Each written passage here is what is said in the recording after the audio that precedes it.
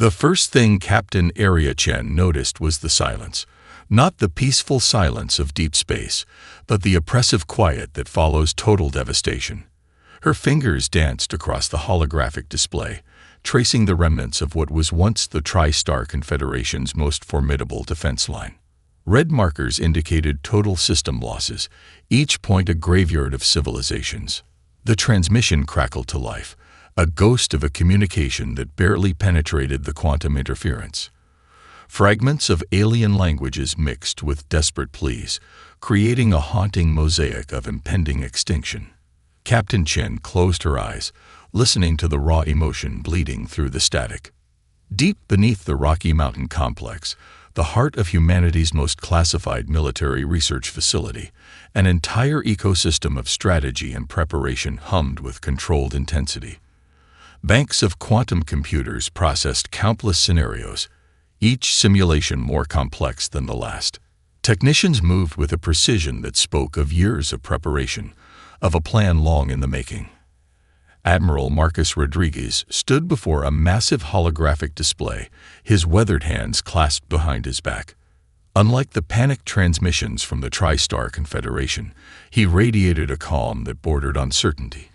Beside him, a team of the world's most brilliant strategic minds worked in near-silent communication. "Status report," he said quietly. Lieutenant Sarah Kim stepped forward, her augmented neural interface projecting a series of complex schematics around her. "Final system checks are complete. The quantum translation drives are at 99.8% optimization. Our stealth systems are undetectable by current galactic scanning technologies." The schematics revealed something beyond traditional understanding of spaceship design. These weren't mere vessels. They were living technological organisms.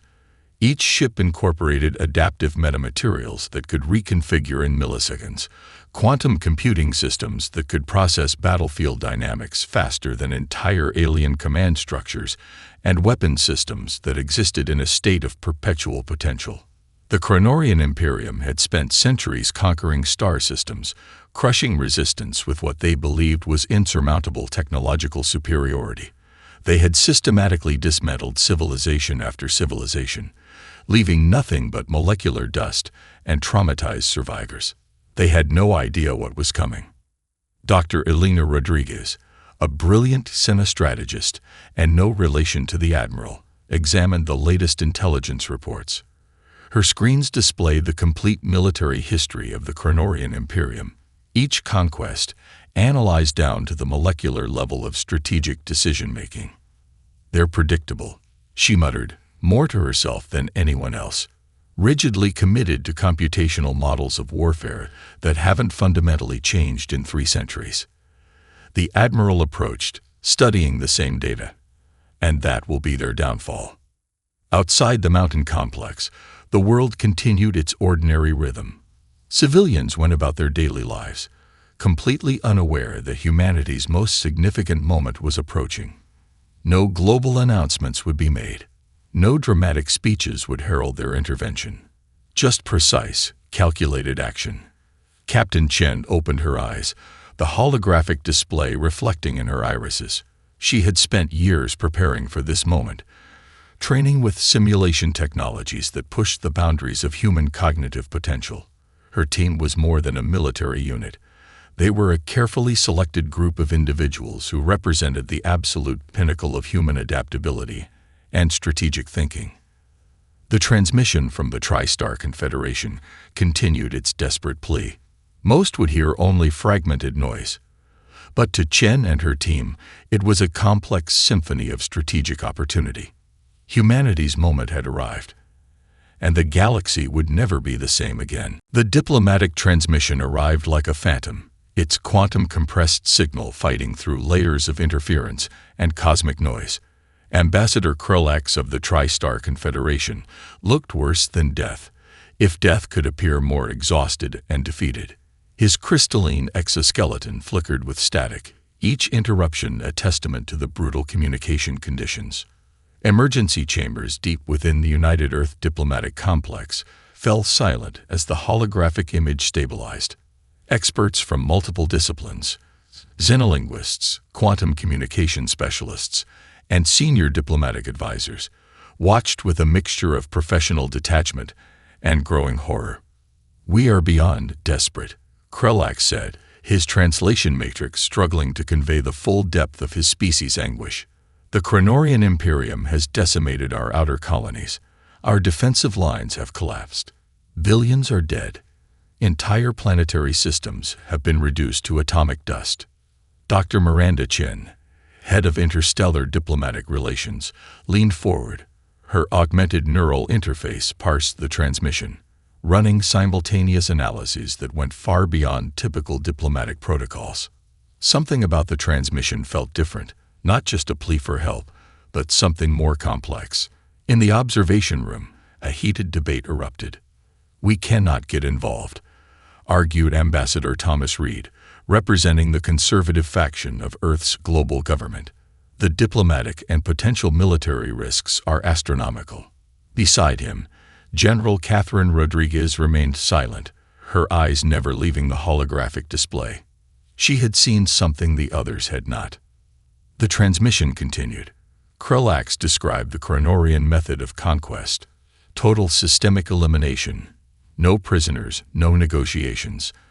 Entire civilizations were being systematically erased, their technological and biological resources stripped bare. "We have approximately 3 standard galactic cycles before complete extinction," the alien ambassador concluded. His image began to destabilize, quantum compression failing under the immense communication stress. Dr. Chen's neural interface was working overtime. Hidden beneath her professional demeanor, she was running complex predictive models.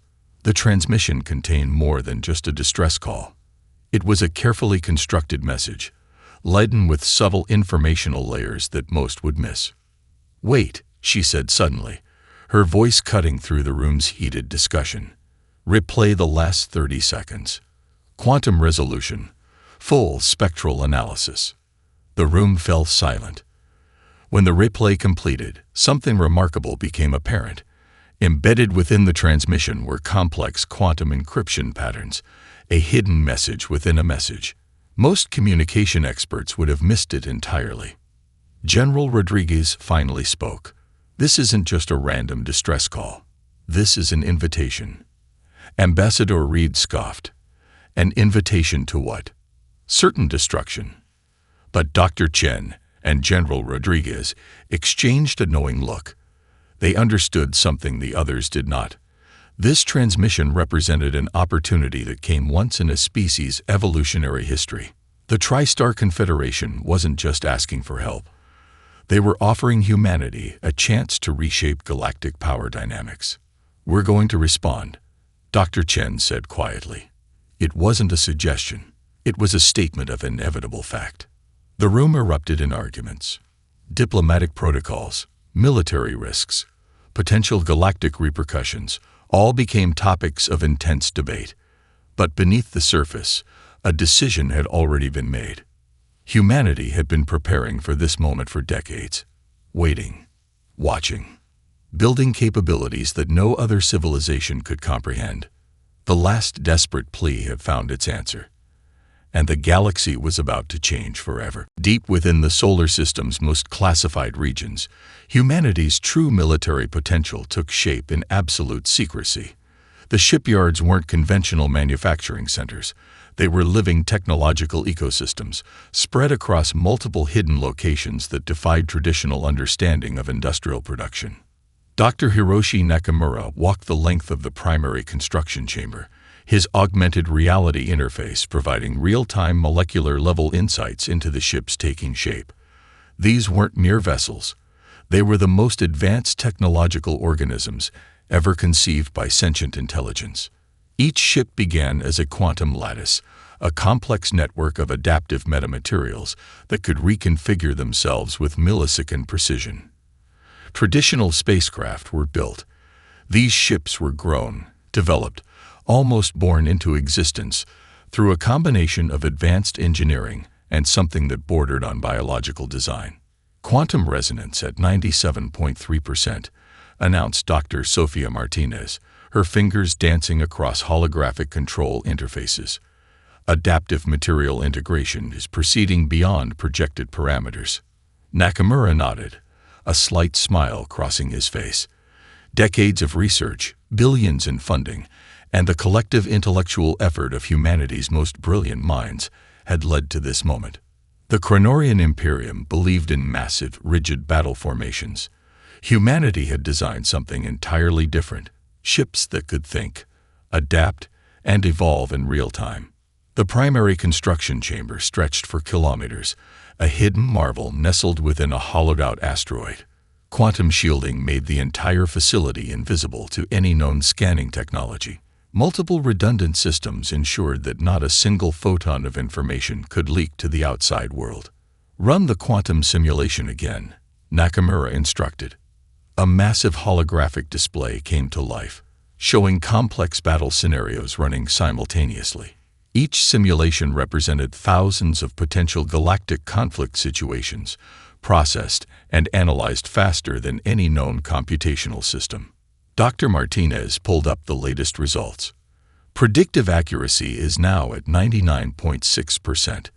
The ships can now anticipate and counter tactical scenarios before they fully develop. The ships were more than technological marvels. They were living computational systems with capabilities that defied conventional understanding. Quantum computing cores integrated directly with adaptive hull materials, weapon systems that could analyze and neutralize threats at the subatomic level, communication networks that could process and transmit information faster than light itself. In a separate research wing, Dr. Elena Rodriguez continued her work on tactical integration. Her team had spent years studying the complete military history of known galactic civilizations. Every battle, every conflict, every strategic movement had been analyzed, broken down, and understood at a level no other species had achieved. "It's not about overwhelming force," she often told her team. "It's about understanding the fundamental nature of conflict itself." The ships represented more than a military solution. They were a statement, a demonstration of humanity's unique approach to problem solving. Where other civilizations saw conflict as a linear challenge, humans viewed it as a complex, adaptive system. Nearby, advanced training simulators prepared the human crews. These weren't traditional military personnel, but carefully selected individuals with extraordinary cognitive capabilities. Each crew member was essentially a living computational node, their augmented minds working in perfect synchronization with the ship's quantum systems. "Final integration test commencing," announced the facility's central eye. The entire chamber seemed to hold its breath. Quantum fields shimmered. Adaptive materials began to pulse with an almost living energy. The first complete ship was moments away from becoming fully operational. Humanity had been preparing for this moment for decades, watching, learning, building capabilities that no other civilization could comprehend. The silent preparation was about to come to an end, and the galaxy would never be the same again. Space folded in on itself as the human battle group emerged from quantum translation. 5 massive ships materialized with a precision that defied conventional understanding of spatial mechanics. No energy burst, no massive gravitational disturbance, just absolute surgical arrival. Captain Area Chen sat in the command interface of the lead ship, the UES Prometheus. Her neural link integrated seamlessly with the vessel's quantum computing core, creating a symbiotic relationship that blurred the line between human intelligence and technological capability. The Chronorian forward fleet didn't just underestimate the human ships. They laughed. Tactical Officer Michael Rodriguez's voice cut through the communication system. Chronorian screening fleet detected. 12 capital ships, 37 support vessels. Typical attack formation. Chen's lips curved into the slightest smile. Typical was a word the Chronorians would soon forget. The alien fleet's communication channels burst with derisive transmissions. Years of systematic conquest had bred a profound arrogance. They saw 5 human ships and assumed an easy target, another civilization to be crushed and forgotten. "Quantum adaptive protocols engaging," announced the ship's eye. The Prometheus's hull began to shimmer, molecular structures realigning with mathematical precision. Weapon systems that didn't just aim, they predicted. First contact happened in less than 7 minutes. The Chronorian screening force never stood a chance. Each human ship moved with a fluidity that seemed to break the fundamental laws of space combat. Weapon systems targeted molecular bonds, dismantling ships at their most fundamental level. Shield harmonics shifted faster than the Chronorian computers could comprehend. No massive energy exchanges, no prolonged battles, just cold, calculated destruction. Captain Chen watched the tactical display with clinical precision. Each movement was a complex dance of predictive mathematics. The ships weren't just fighting. They were learning, adapting, evolving with each microsecond of engagement. Screening fleet neutralized, Michael Rodriguez reported. His voice carried no excitement, no triumph. Just pure, professional observation. The quantum translation technology meant the human ships appeared without warning, struck with absolute precision, and could vanish just as quickly. The Chronorian command structure couldn't even process what had happened. Debris from the destroyed screening fleet expanded in a beautiful, terrible cloud of molecular fragments. Where other civilizations would have celebrated with dramatic displays of triumph, the human ships simply continued their trajectory. Mission accomplished. Moving to the next objective. Deep within the Chronorian command centers, initial reports were met with disbelief. 5 ships had destroyed an entire forward defensive fleet. Impossible. But the molecular evidence was irrefutable. First lesson. Admiral Marcus Rodriguez muttered to himself back on Earth, watching the real-time tactical feed. Never assume. The human battle group continued its approach. No fanfare. No dramatic communication. Just pure, calculated movement. The Chronorian Imperium was about to learn a fundamental truth about humanity. They didn't just fight wars. They reimagined the entire concept of conflict. And this was only the beginning. The surviving Chronorian observers watched in horror. Their advanced scanning systems, once the pride of the Imperium's technological supremacy, now seemed like primitive toys compared to the human ship's capabilities. Commander Zaxril, the senior tactical analyst of the backup fleet, couldn't comprehend what he was witnessing. The human vessels moved with an intelligence that transcended traditional computational thinking. They weren't just ships. They were living, thinking entities that seemed to exist simultaneously across multiple potential tactical scenarios. Each human vessel operated like a quantum neural network, processing battlefield dynamics faster than entire Chronorian command structures could even begin to formulate a response. Weapon systems reconfigured themselves in microseconds. Shield harmonics shifted with impossible precision, and tactical algorithms predicted conflict scenarios before they could even be conceived. The most terrifying aspect: the humans made it look effortless.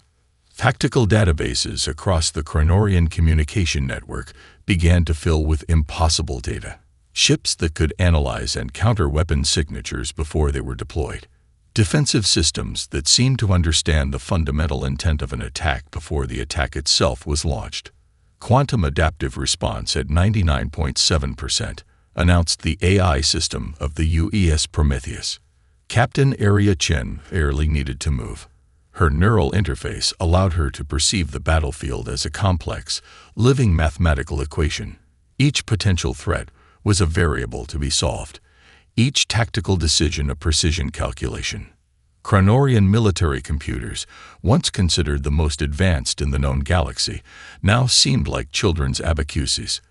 The human technological approach wasn't just different. It was fundamentally alien in its conception. Dr. Elena Rodriguez, watching from the Strategic Command Center on Earth, explained it to her team with clinical precision. They're not just using technology, she said, studying the real-time tactical feeds. They're creating a completely new paradigm of computational thinking. The backup Chronorian fleet began to understand the true nature of their technological nightmare. These human ships didn't just have superior weapons. They had a fundamentally different understanding of conflict, of space, of the very nature of strategic engagement. Weapon systems that could target molecular bonds. Shield technologies that could absorb and redirect entire energy landscapes. Communication networks that processed information faster than light itself. The humans had reimagined every fundamental concept of spaceship design and warfare. Commander Zaxrill watched as another tactical simulation collapsed. His most advanced predictive algorithms were useless against an enemy that seemed to think beyond linear computational methods. The human ships moved like liquid mercury, striking with a precision that seemed to defy physical limitations. Adaptive response protocol failed, announced the Chronorian fleet's central eye. The statement carried a weight of profound defeat. The quantum translation technology meant the human ships could appear, neutralize a threat, and disappear before traditional scanning systems could even register their presence. It wasn't just technological superiority. It was a complete reimagining of the concept of military engagement. In the vast, cold silence of space, the Chronorian backup fleet began to understand a fundamental truth. They were facing an enemy that didn't just think differently. They were facing an enemy that could reimagine the very concept of thought itself. And this was only the beginning of humanity's demonstration of its true potential. News of the human intervention spread faster than light itself. Communication networks across multiple galactic civilizations erupted with impossible reports. 5 ships had done what entire combined fleets could not. The Chronorian invasion, seemingly unstoppable for centuries, had been systematically dismantled. The Galactic Communication Nexus, a vast network connecting thousands of civilizations, buzzed with speculation. Diplomatic channels overloaded. Intelligence networks went into complete lockdown. Every known species tried to understand the impossible. Ambassador Krulax of the Tri-Star Confederation found himself in the most unexpected position. Interviews and diplomatic sessions became a continuous stream of questions. How? Why? What made humans so different? They don't see conflict as destruction, Krulax explained to a panel of galactic representatives. Humans see it as a complex problem to be solved. Their approach is more like a mathematical equation than a traditional military engagement. The human battle groups did more than halt the Chronorian advance. They began systematically dismantling the invasion infrastructure with surgical precision. Each engagement became a masterclass in strategic warfare that defied traditional understanding. Dr. Elena Rodriguez, watching from Earth's Strategic Command Center, understood the deeper implications. This wasn't just a military intervention. It was a fundamental demonstration of human cognitive capabilities. Civilizations that had long ignored or dismissed humanity now watched in stunned silence. The quantum communication networks captured fragments of conversations, hushed discussions, growing fear, profound respect. The Zarian Collective, known for their advanced computational networks, began intensive research. Their top analysts worked around the clock, trying to understand the fundamental principles behind human technological approach. It's not just technology, noted Chief Analyst Sandor of the Zarian research team. It's a completely different way of perceiving strategic challenges. They don't just solve problems. They reimagine the entire concept of problem solving. Diplomatic backchannels revealed even more fascinating insights. The human intervention wasn't about conquest. It was about strategic stabilization. Where other civilizations saw conflict as a zero-sum game, humans approached it as a complex system to be balanced and optimized. Intelligence reports began to paint a remarkable picture. The human ships weren't just technologically advanced. They were adaptive learning systems that could process and integrate tactical information at speeds that seemed to defy known computational limits. The Chronorian communication networks, once a symbol of their technological might, now became a testament to their systematic defeat. Each transmission revealed more about their complete strategic collapse. Smaller civilizations that had been crushed or marginalized by the Chronorian Imperium began to see a glimmer of hope. If 5 human ships could do this, what might a full human intervention look like? Political analysts across multiple star systems began to rewrite their understanding of galactic power dynamics. Humanity had entered the galactic stage not with a roar, but with a precision that was more terrifying than any aggressive display. Dr. Rodriguez understood the deeper strategy. "We're not just fighting a war," she told her team. "We're demonstrating a completely different approach to existence. Conflict resolution through comprehensive understanding rather than destructive force." The human battle groups continued their systematic intervention. No dramatic speeches, no unnecessary displays of power, just pure, calculated strategic action that continued to defy every known galactic expectation. The paradigm had been shattered, and humanity was just getting started. The Sigma Quadrant hung in a state of terrible anticipation. Tens of thousands of Chronorian ships assembled in what they believed would be their ultimate victory formation. Massive capital ships stretching across light years, supported by intricate defensive networks that had crushed countless civilizations. Against them, 5 human ships. Captain Aria Chen studied the tactical display, her neural interface merging completely with the UES Prometheus's quantum computing core. Each potential scenario played out simultaneously in her enhanced perception, not just potential battle strategies, but complex probability matrices that considered every possible outcome. "Incoming communication," announced the ship's eye. Multiple Chronorian command frequencies attempting simultaneous transmission.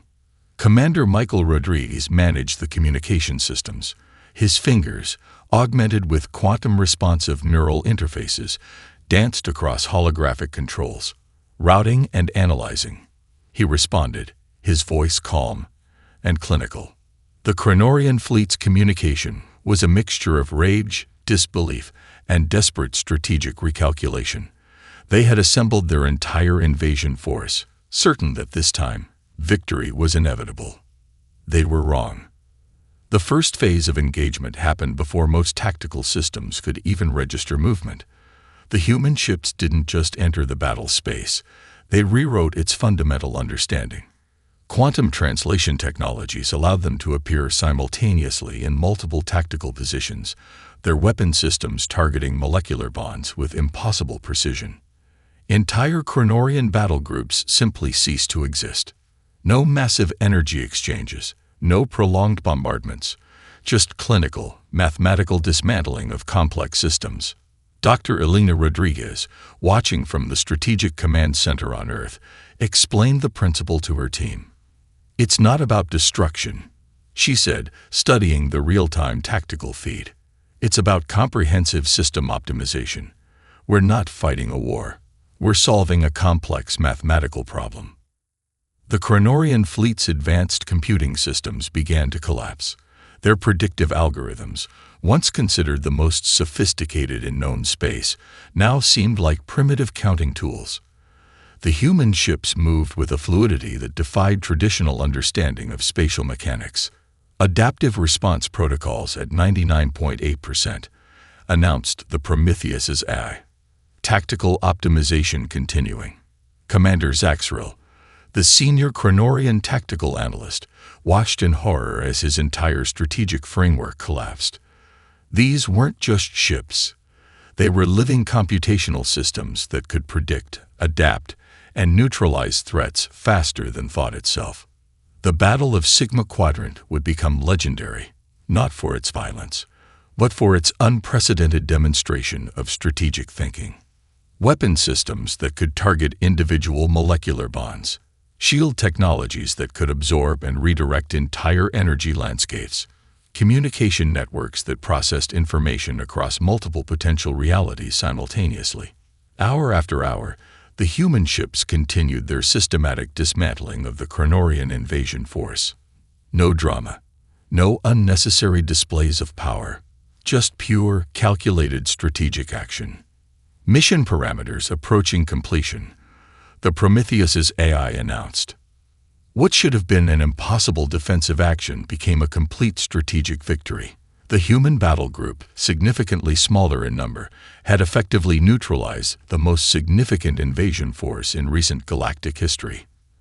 As the last Chronorian ships were systematically disabled, Captain Chen allowed herself the slightest smile.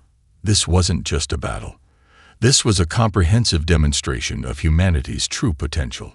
The galaxy would never be the same again. The aftermath of the conflict transformed the known galactic landscape in ways no civilization could have predicted. Diplomatic centers across multiple star systems became hubs of intense activity, with representatives from thousands of civilizations trying to understand the impossible event that had just occurred. Humanity emerged not as conquerors, but as a stabilizing force that defied every existing galactic political model. The Tri-Star Confederation, saved from certain extinction, hosted the first major galactic conference in the conflict's wake. Representatives from countless civilizations gathered, their initial fear slowly transforming into a mixture of respect, curiosity, and cautious hope.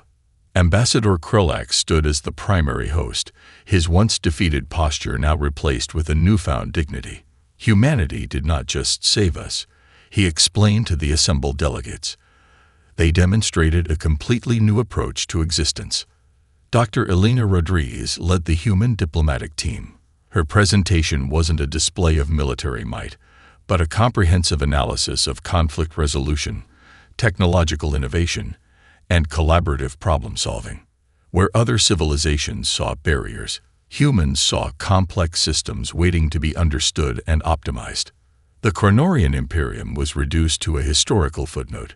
Their centuries of conquest collapsed in a matter of weeks, their entire political and military structure dismantled not through brute force, but through a comprehensive understanding of systemic vulnerabilities.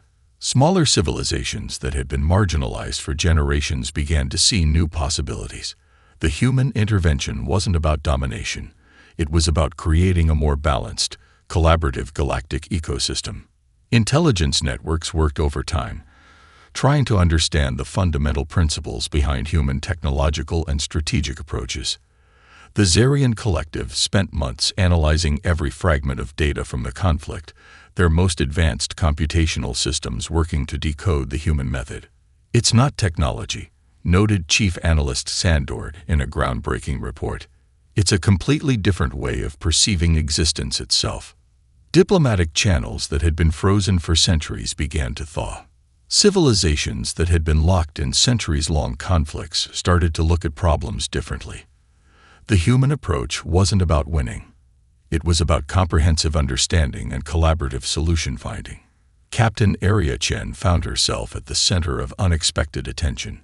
Her tactical approach during the conflict became a subject of study across multiple academic and military institutions, but she remained characteristically focused on future potential rather than past achievements. "We're not here to be celebrated," she told the panel of galactic representatives. "We're here to demonstrate that there are always better ways to solve complex challenges." The technological implications were equally profound. Human research teams began sharing insights that transformed multiple scientific disciplines. Quantum communication technologies, adaptive computational systems, and new approaches to strategic thinking spread rapidly. Dr. Marcus Rodriguez, leading the technological exchange programs, understood the deeper strategy. "This isn't about technological superiority," he explained. "It's about demonstrating that innovation comes from collaborative understanding." Smaller civilizations found new hope. Those who had been crushed or marginalized began to see potential for true galactic collaboration. The human intervention had done more than stop a war. It had reimagined the very concept of galactic interaction. As the first year after the conflict concluded, it became clear that humanity had changed everything. Not through conquest, but through a fundamental reimagining of problem-solving, collaboration, and strategic thinking. The tide of war had indeed turned, but what emerged was far more significant than any military victory. A new chapter in galactic civilization had begun, and humanity was leading the way.